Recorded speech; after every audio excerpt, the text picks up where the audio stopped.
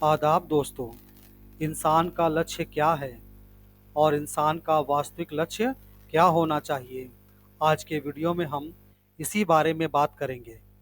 यूँ तो लक्ष्य के बारे में कई विद्वानों ने अपनी अपनी परिभाषाएं दी हैं, पर उनमें से सबसे उपयुक्त परिभाषा मुझे लुई ए एलन की लगी, जो अपनी परिभाषा में बताते हैं कि लक्ष्य का आशय अंतिम परिणाम से है।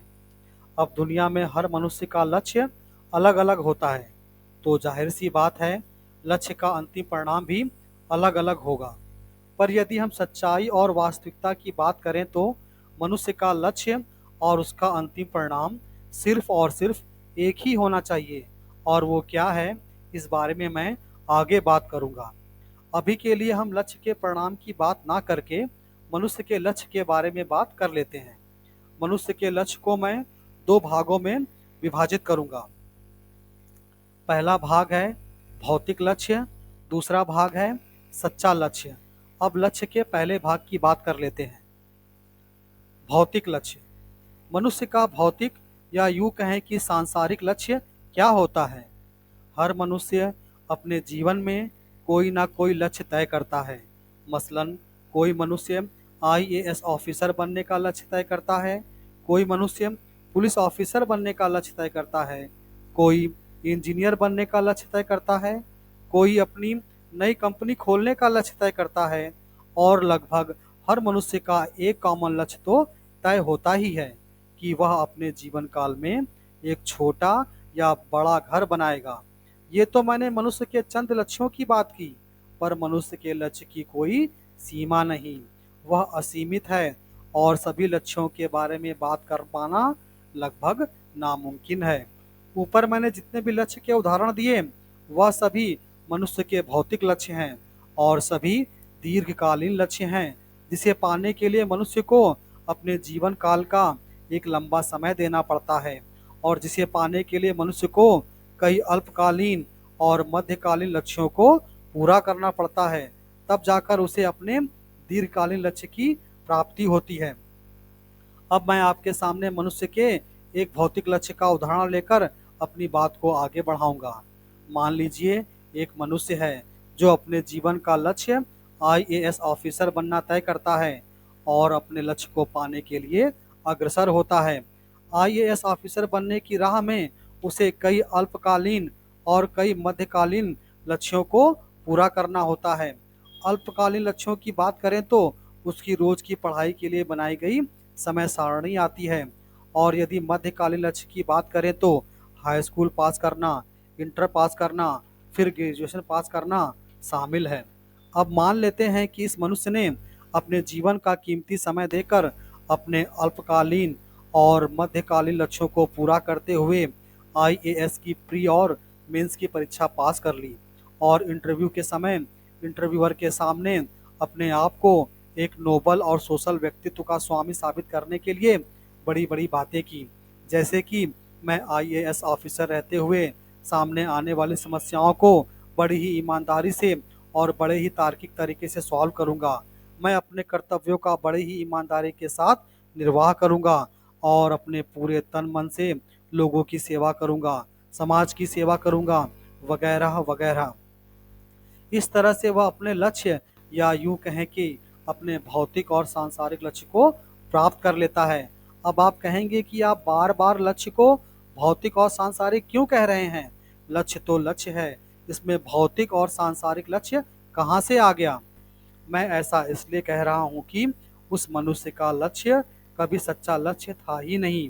उसने तो बस सच्चे लक्ष्य की आड़ में अपने भौतिक और सांसारिक लक्ष्यों को साधा।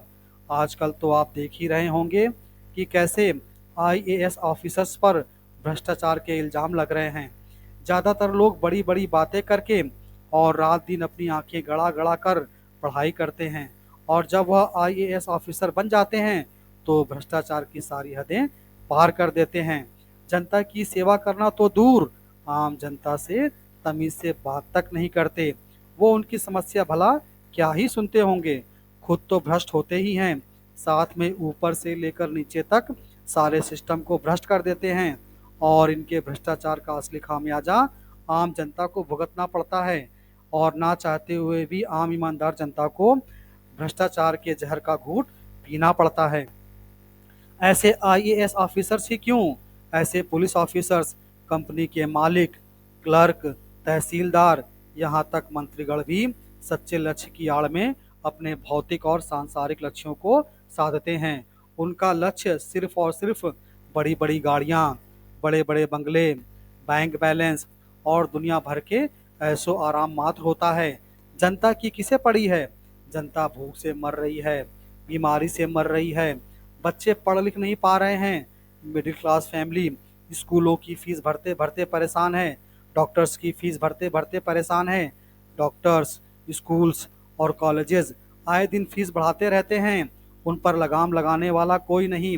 इसका खामियाजा आम जनता और मिडिल क्लास फैमिली को ही भुगतना पड़ता है, पर मंत्रियों के कानों पर जू तक नहीं रेंगती, जबकि ये जनता की सच्ची सेवा करने के नाम पर ही कुर्सी पर विराजमान होते हैं और सच्चे लक्ष्य की आड़ में अपने भौतिक और सांसारिक लक्ष्यों को साधते हैं और जनता की उम्मीदों की धज्जियां उड़ाते हैं। भौतिक और सांसारिक लक्ष्य केवल बड़े बड़े पदों पर बैठे इन इंसानों के ही नहीं होते, लगभग सारे इंसानों के होते हैं। उदाहरण के तौर पर लोग शादी करते हैं कि पत्नी आएगी तो उनकी सेवा करेगी। पत्नी सेवा करे तो ठीक, पर कहीं गलती से पत्नी ने अपनी सेवा करने के लिए कह दिया तो अपनी आंखें तरने लगते हैं, गाली गलौज करने लगते हैं, तुम अनपढ़ हो, गवार हो, ऐसी ऐसी फफ्तियां कसने लगते हैं। नालायक बेटों का माँ बाप के प्रति लक्ष्य को ही देख लीजिए। जब तक माँ बाप पैसे देते रहते हैं सब ठीक रहता है, पर जैसे ही माँ बाप ने अपने नालायक बेटों को जिम्मेदारियों का एहसास कराने के लिए पैसा देना बंद किया, वो अपने माँ बाप के ऊपर, अपने जिम्मेदार भाई बहनों के ऊपर बिगड़ने लगते हैं, उन पर चिल्लाने लगते हैं। वो अपने सच्चे लक्ष्य को छोड़कर अपने खुदगर्ज लक्ष्य को पूरा करना चाहते हैं कि सभी उनकी सेवा करें और कोई उनको सेवा करने के लिए ना कहे। कुल मिलाकर दुनिया के लगभग हर इंसान का लक्ष्य भौतिक और सांसारिक है, जबकि इंसान का दुनिया में जन्म अपने सच्चे लक्ष्य को साधने के लिए हुआ है, जो कि मेरे टॉपिक का दूसरा भाग है। दूसरा भाग, सच्चा लक्ष्य। हर इंसान के लक्ष्य का अंतिम परिणाम भौतिक और सांसारिक ना होकर सच्चा और आध्यात्मिक होना चाहिए। अब आप पूछेंगे कि आखिर इंसान का सच्चा लक्ष्य क्या है जिसके लिए उसका जन्म हुआ? तो इसका उत्तर होगा सेवा करना, समाज की सेवा करना, एक दूसरे की सेवा करना, प्रकृति की सेवा करना, जो उस पर निर्भर है उन सबकी सेवा करना। सेवा में ही इंसान का सच्चा लक्ष्य निहित है, जिससे कि वो लोगों के सुख दुख को जान सके, उनके सुख दुख में उनका भागीदार बन सके। सेवा से ही वो धरती को स्वर्ग बना सकता है, अपने इष्ट को मना सकता है और अपने मोक्ष को प्राप्त कर सकता है। बाकी तो सब जंजाल है, चंद सालों का भ्रम जिसे वह इस दुनिया में पाले बैठा है। जैसे ही उसकी आत्मा ने इस दुनिया का जीवन काल पूर्ण करके शरीर का साथ छोड़ा, अपनी गति को प्राप्त किया, उसका दुनिया में फैलाया हुआ सारा माया जाल धुआं बनकर उड़ जाता है। उसका दुनिया में अपना कुछ भी नहीं रह जाता है। उसकी आत्मा अपने शरीर को नष्ट होते देख रही होती है, अपने घर को देख रही होती है, अपने बंगले को देख रही होती है, अपनी गाड़ियों को देख रही होती है, अपने रिश्तेदारों को देख रही होती है, अपने सारे शान शौकत को देख रही होती है, पर अब उसे दुनिया के किसी भी चीज का ढेला मात्र भी सुख नहीं पहुंचता और आखिर उसे सब कुछ छोड़कर अपनी गति को प्राप्त हो जाना पड़ता है। खाली हाथ आया था और खाली हाथ ही लौट जाना पड़ता है। आगे की यात्रा उसे अकेले ही तय करनी पड़ती है। यहाँ पर भौतिक और सांसारिक लक्ष्य उसके किसी काम नहीं आते, जिसे साधने के लिए वह ना जाने कितनी जी तोड़ मेहनत करता था, ना जाने कितनों का दिल दुखाता था, ना जाने कितनों का हक मारता था, ना जाने कितनों के साथ धोखा किया करता था, ना जाने कितनों को परेशान किया करता था, ना जाने कितनों को गलत काम करने पर मजबूर किया करता था।